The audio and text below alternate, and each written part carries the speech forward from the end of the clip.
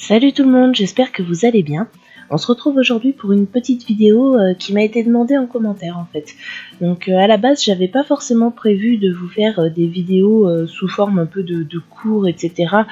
Pour vous expliquer la vie de la ruche, les termes un peu techniques etc. Enfin pour plusieurs raisons. D'abord parce que nous-mêmes on est débutants.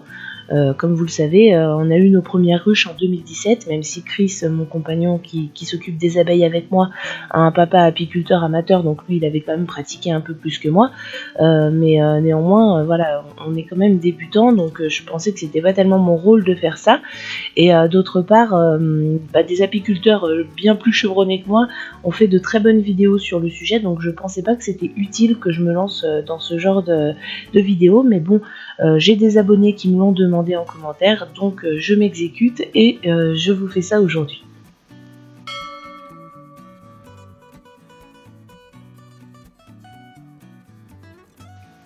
Les alvéoles, qu'on appelle aussi cellules, sont construites en cire par les abeilles ouvrières et sont destinées à recevoir le miel, le pollen et le couvain.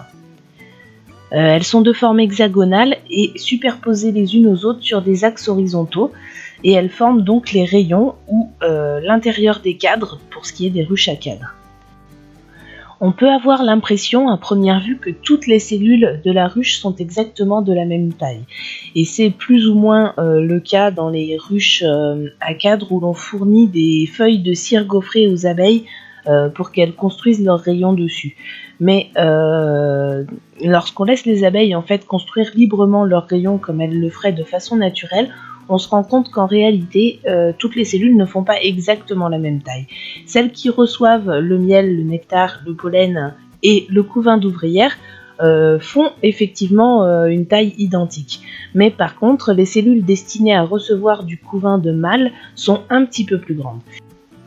Pour ce qui est des cellules destinées à élever les futures reines, ça on en parlera plus tard, on aura vraiment l'occasion d'en reparler des cellules royales, mais vous verrez qu'elles ont une forme complètement différente. Donc voilà, là c'est plus une alvéole hexagonale classique comme on a l'habitude de voir.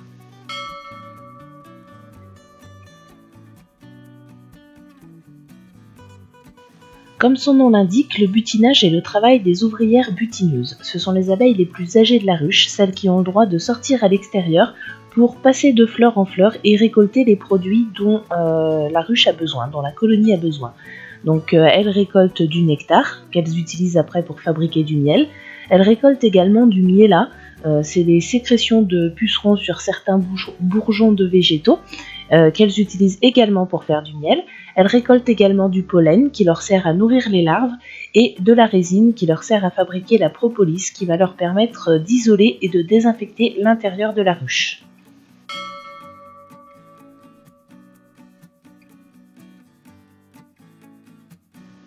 La colonie, c'est l'ensemble des abeilles qui vivent à l'intérieur d'une ruche. Elle est composée d'une reine, de quelques centaines de mâles qu'on appelle faux-bourdons, et de plusieurs centaines de milliers d'abeilles ouvrières. La colonie en fait fonctionne comme un seul organisme, c'est-à-dire que ce n'est pas la reine qui commande la colonie ni les ouvrières, celui qui commande c'est l'intérêt général, comme si chaque abeille était en fait une cellule d'un organisme plus grand qui est la colonie.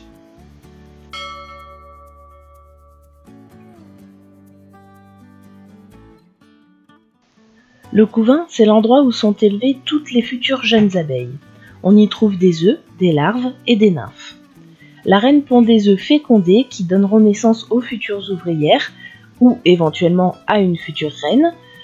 Les œufs non fécondés, eux, donneront naissance à des mâles. Le stade d'œuf dure 3 jours. Au bout de 3 jours, la membrane de l'œuf se dissout et il se transforme en larve qui sera nourrie les 3 premiers jours avec de la gelée royale qui est produite par les nourrices. Et ensuite, les larves destinées à devenir des reines sont nourries encore avec de la gelée royale, tandis que les autres larves sont nourries avec un mélange d'eau, de miel et de pollen.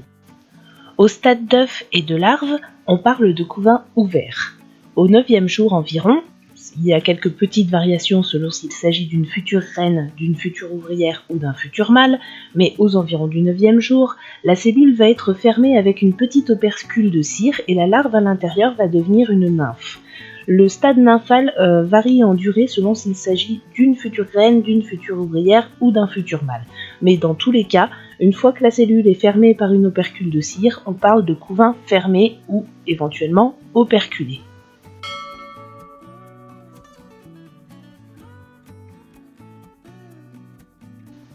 L'enfumoir est considéré comme un des instruments indispensables à l'apiculteur. Son rôle est de produire une fumée à la fois épaisse et froide, donc froide surtout pour ne pas risquer d'ébouillanter les abeilles, ce qui pourrait les mettre d'assez mauvaise humeur et avoir l'effet contraire à celui escompté. On s'en sert notamment pour prévenir la colonie qu'on va intervenir sur la ruche, mais également pour diriger les abeilles et les encourager à descendre à l'intérieur de la ruche, à l'intérieur des cadres, ce qui va nous permettre d'attraper les têtes de cadres plus facilement sans risquer d'écraser des abeilles avec nos gros doigts.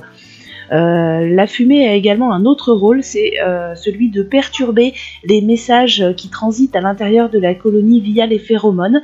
Par exemple, ça peut éviter une panique générale si les gardiennes envoient des messages d'alerte comme quoi elles se sentent attaquées ou agressées lors d'une visite.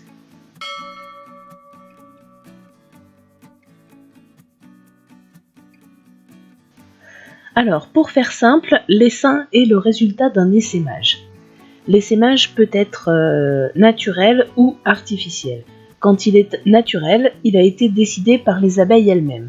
C'est-à-dire qu'au printemps, lorsque la place commence à manquer parce que la colonie devient trop importante, ou éventuellement quand la reine commence à vieillir et à moins pondre, à dégager moins de phéromones, les abeilles se mettent à construire des cellules royales pour élever une nouvelle reine.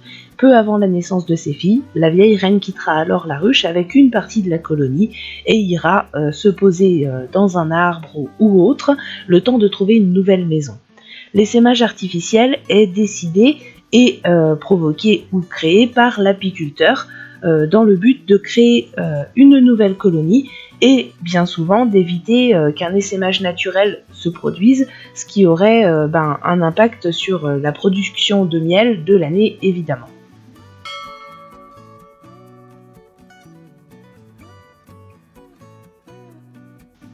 La gelée royale est une substance gélatineuse blanchâtre produite par les nourrices.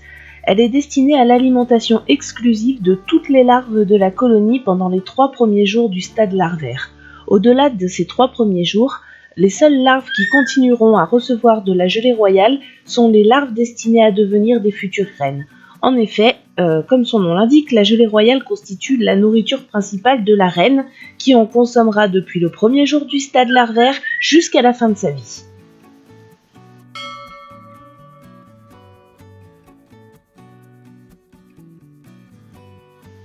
La grille à reine est un dispositif que l'on va venir placer entre les éléments qui contiennent le nid à couvain et les éléments destinés au stockage du miel.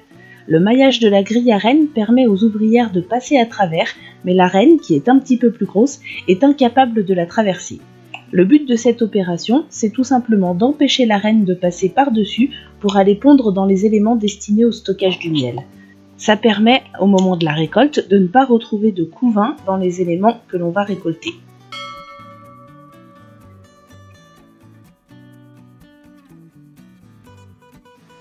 L'hivernage est une période où l'activité de la colonie est ralentie pendant la saison froide.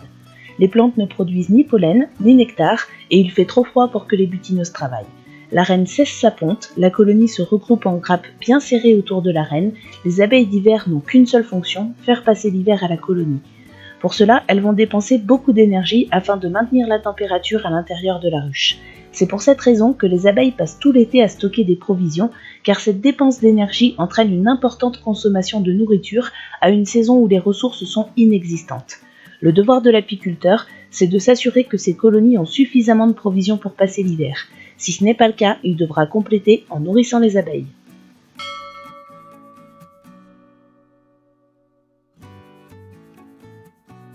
Le lève-cadre est un autre instrument indispensable à l'apiculteur. Son utilité principale est de décoller et de soulever les cadres pour pouvoir les sortir de la ruche lors des visites.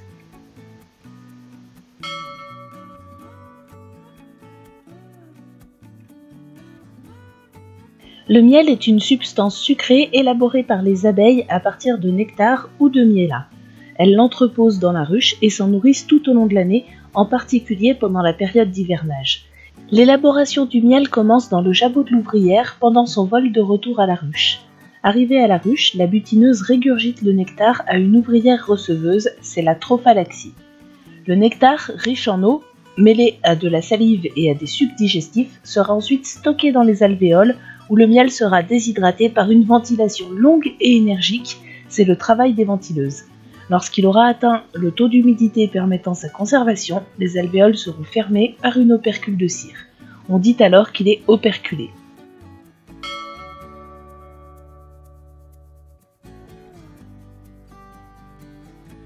Le miela est un liquide collant excrété par les pucerons qui le déposent sur les branches, les bourgeons ou les feuilles des arbres sur lesquels ils vivent. Les abeilles récoltent ce miela sucré et en font du miel. C'est le cas notamment du miel de sapin. En règle générale, le miel dit de forêt contient une assez forte proportion de miela.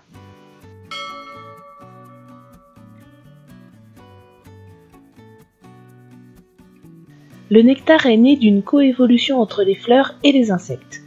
Il est sécrété par les fleurs pour attirer les insectes. En récoltant le nectar, il se couvre de pollen qui ira féconder les fleurs suivantes. Les fleurs élaborent donc ce jus sucré et parfumé pour être sûres de recevoir la visite des insectes butineurs.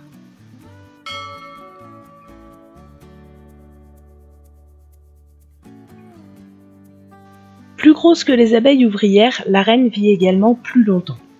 Son rôle principal est de pondre, puisqu'elle est la seule femelle fertile de la colonie, c'est elle qui pond tous les œufs qui assurent le renouvellement permanent des abeilles au sein de la ruche. La reine assure également la cohésion de la colonie grâce à ses phéromones. C'est également les phéromones royales qui inhibent la ponte des ouvrières. Pour la repérer plus facilement lorsqu'ils visitent les ruches, les apiculteurs ont pris l'habitude de marquer les reines. Les reines sont marquées au moyen d'un petit feutre fait exprès, qu'on appelle Posca, ou éventuellement au moyen de petites pastilles numérotées ou non que l'on colle sur le dos de la reine, comme vous le voyez ici. Donc ce marquage permet non seulement de repérer la reine plus facilement à l'intérieur de la ruche, mais permet également de connaître son âge, en tout cas son année de naissance, puisqu'à chaque année correspond une couleur. Cette année, par exemple, en 2018, la couleur des reines est le rouge. Et ben voilà, j'espère que cette petite vidéo aura répondu aux questions que vous vous posiez. Surtout si vous en avez d'autres, n'hésitez pas à demander en commentaire. Et puis je vous dis à très bientôt pour une prochaine vidéo.